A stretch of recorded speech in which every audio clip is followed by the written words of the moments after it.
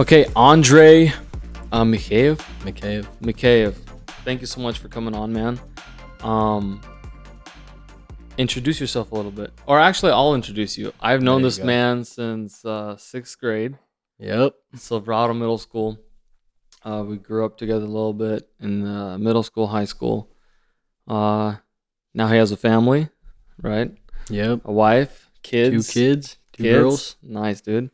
And you are a stationary engineer. Yep.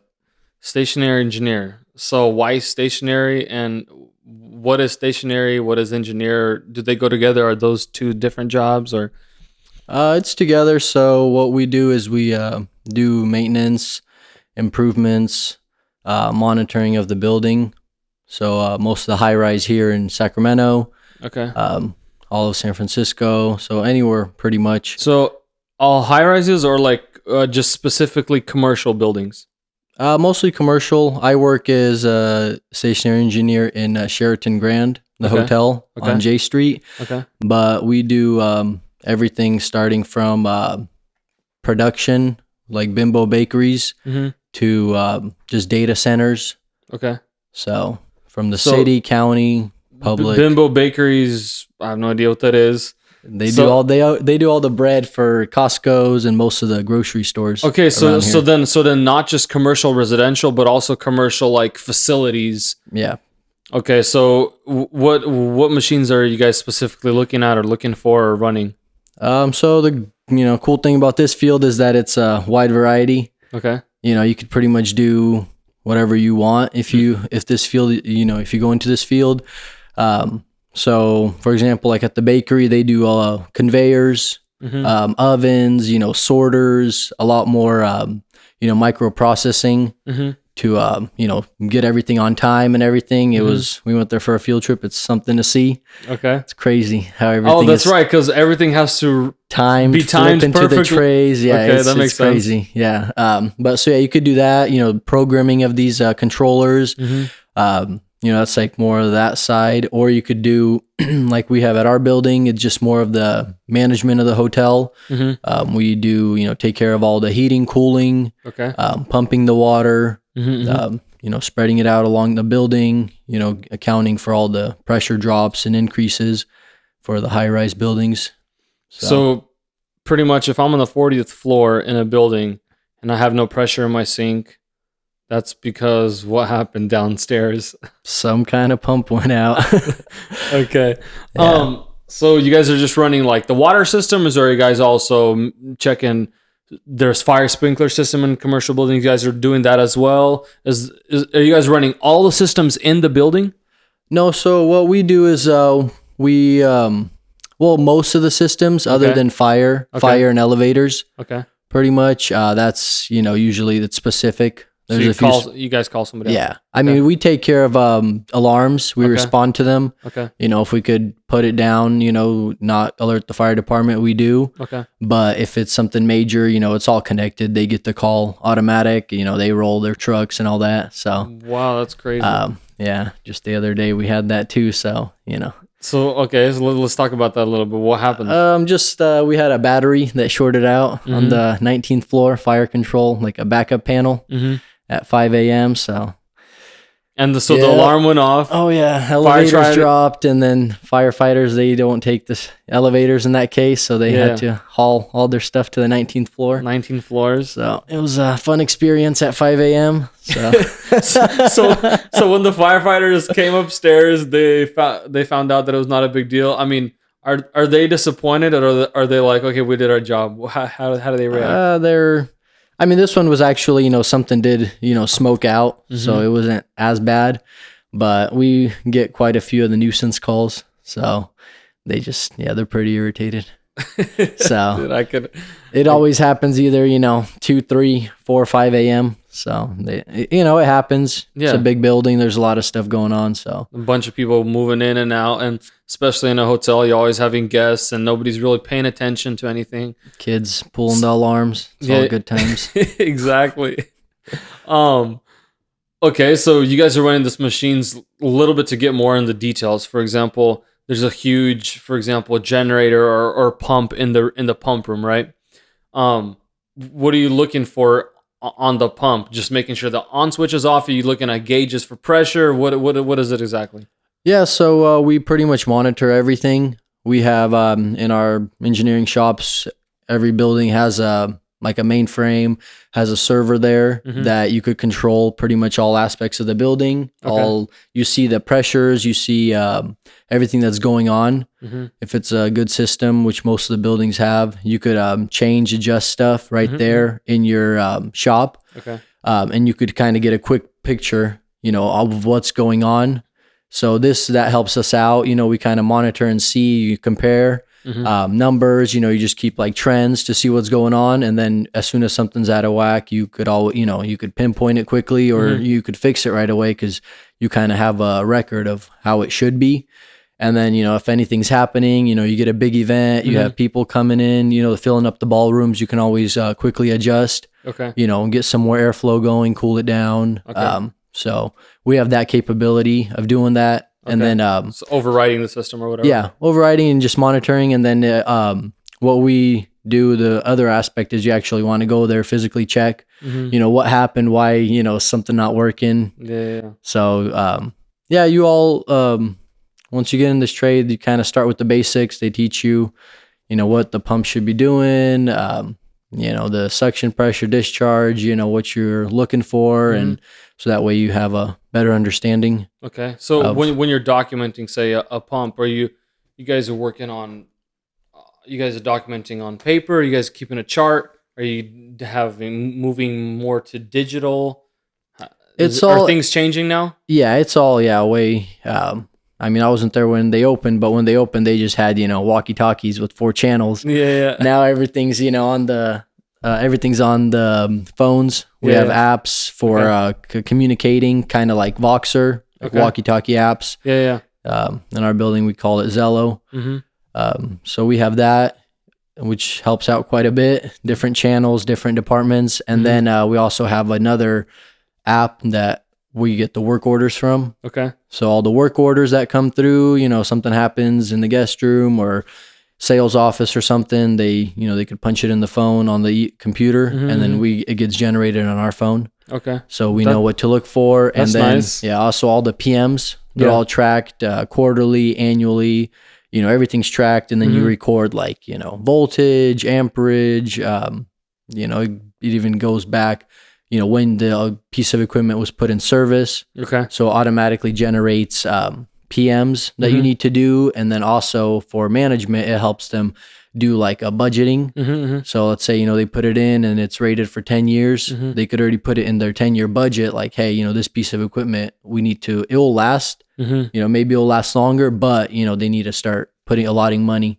to replace it or, do an overhaul. So what happens, like, say the hotel decides they want to remodel like a certain level or certain rooms? How do you guys, just knowing a little bit about the construction industry, I know, you have to turn a system on, turn a system off at a certain time, or like when they're remodeling things, I know the building engineers will come in and say, hey, we need access panels here, we need to access this system here, we actually want it this way, so you're going to have to rebuild that. Or do you take part of that, or do engineers take part in kind of those I guess those things? Yeah, we're actually going through that right now. We don't physically, for all like the big property improvement or the PIPs, the projects we get. Right now we're switching our club lounge. They're actually updating it and redoing the whole thing. So we have actually outside company that's doing all the work. Okay. But yeah, we talk to them if they need stuff moved, different refrigeration equipment, this, that. We, get it set up, put in place. We discuss with them what's better for us, where access panels, all that, so we could access, the VAVs, the air supplies and all that to that room. And then what else? We disable the panel when they're working on the fire alarm system, testing the sprinklers and all that when they move them. So we help them out. Majority, if it's a big renovation or project, they do most of the work. We're just there kind of, guiding, making sure the systems are installed correctly, all that stuff. And then they give us all the blueprints as built, so we know, what to go off of. Okay, cool. That's pretty cool. So you do experience a little bit of the construction side and take part in renovating like a big commercial building. Yeah. So I want to just be clear, stationary engineer. So a little bit more in commercial residential, you guys are running more of the like machines, sometimes located in the basement, just all the big equipment that's running the building. In facilities like production facilities, you run, obviously there's also those machines, but then in addition to that, you're doing all the machines that are doing all the production. Yeah. Making sure they're timed correctly. You're saying programming. So station engineers are taught software programming, or? Yeah. So it depends. Like for example, where I work, it's we're not so heavy on that, but we do have guys in the apprenticeship program that I'm going through that they are more focused on that. Okay. Because that's, they have hundreds of these things. They have Right. conveyors, miles of conveyors in their building. So they do focus more on the programming. So there's, classes that you could take through the union. Most of the guys do, and then you just kind of build off from there. Different kind of programming, block programming. So potentially, as a stationary engineer, you're telling me if I went and became a station engineer, I could work for Tesla. Yeah, you could work on the protection. Does Tesla hires stationary engineers? I didn't look into it, but I'm sure they do, because they need guys to maintain the equipment, the production lines, and all that. Okay. So then car manufacturers, obviously, so people that manufacture anything pretty much need a stationary engineer to run the facility. Yeah. Either software or hardware or just the system management, stuff like that. Yeah. That's pretty interesting. So we're going to move on to the why part. Why did you decide to go this way, or what like caught your attention? Well, starting at a young age, my dad was already in the field, so I was kind of stuck with him doing it. Yeah. Going to jobs and all that, and just kind of, I liked working with my hands. I like looking at him. He was able, we never had to call anybody to do any kind of housework, any kind of projects, working, cars, this, that. We were able to do everything by ourselves. So I, kind of value that. I like that fact. So I just kind of went from there. I don't mind working with my hands, getting a little dirty if need to. So I really like this field because you pretty much learn electrical, plumbing, everything you need for, HVAC. Just a wide variety. Yeah, a wide variety. So, if first of all, you help out, family, friends, if they need at your own house. If you're in the trade and you're working and you're more of a hands-on guy. Yeah. So, I mean, that's important because a lot of people think to have a great job, you need to have a 4-6 year degree in college, then you can support your family. What I'm hearing from you is you got an awesome job. You can support your family. You didn't have to get loans in college. You didn't have to waste 4 years in school. And now, if you are in college, I'm not bashing on anybody. You're probably doing something else. But there are options for people like you, and honestly, like myself, that love just to do hands-on stuff, And I see all these commercials like UTI college and all this stuff. But there are ways that you can get in.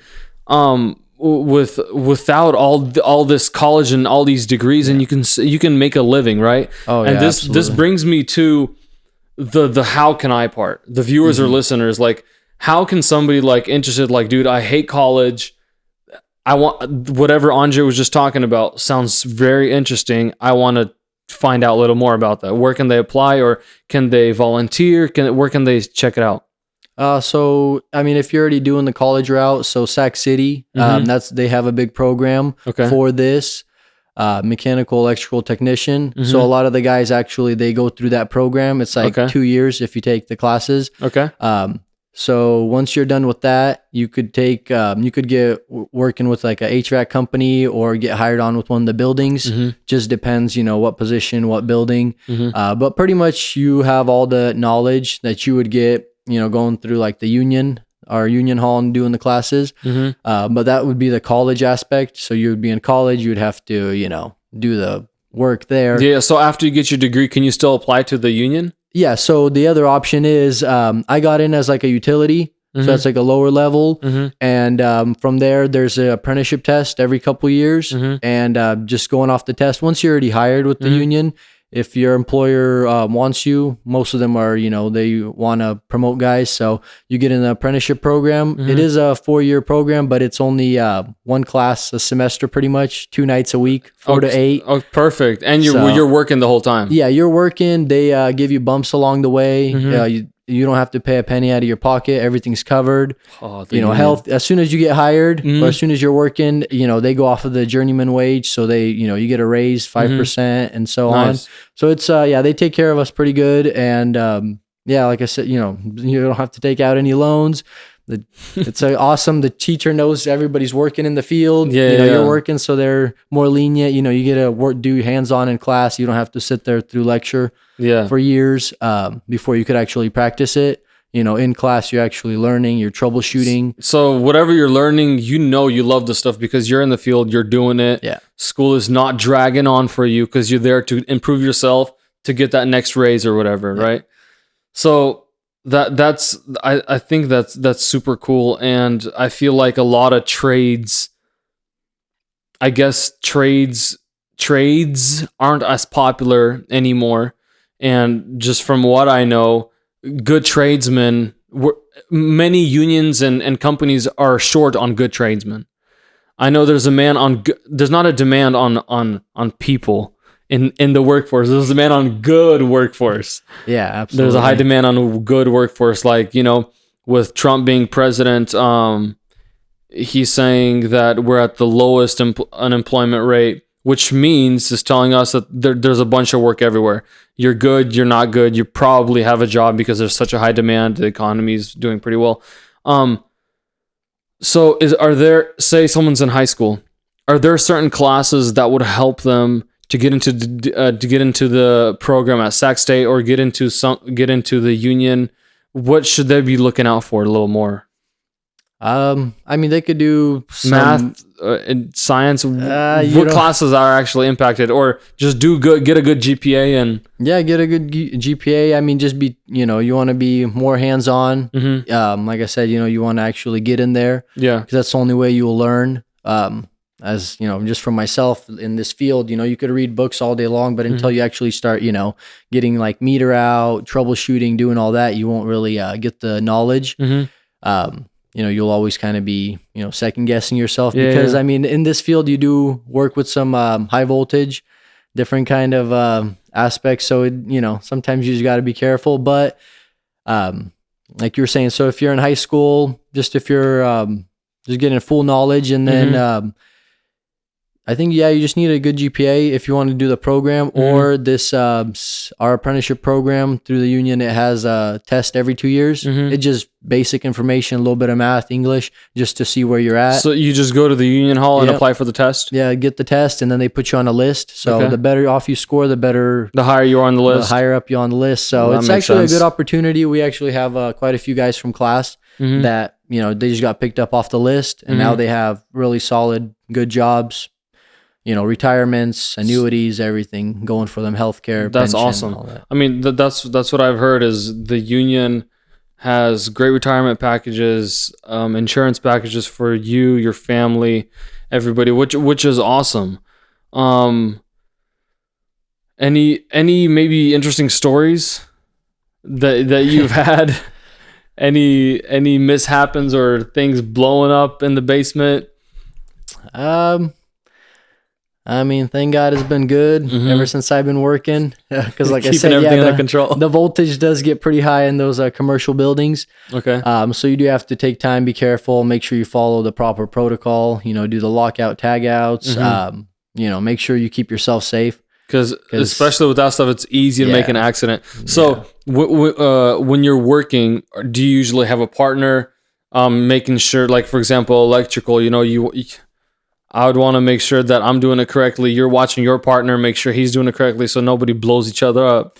Yeah, absolutely. You you only trust yourself pretty much. Yeah. That's what they kind of tell us. Yeah. Because, you might shut something off and then the next guy's walking. He's like, oh, this is off, flips the breaker, and you're over there messing with it. So you want to make sure, you keep it safe on your end, lock everything out, notify. Double check usually, everything. Yeah, you work with somebody else just to be safe, keep an eye on. I mean, that makes sense because if you don't, Yeah, you might end up on one of those YouTube videos that everybody watches. Construction fails. Yeah.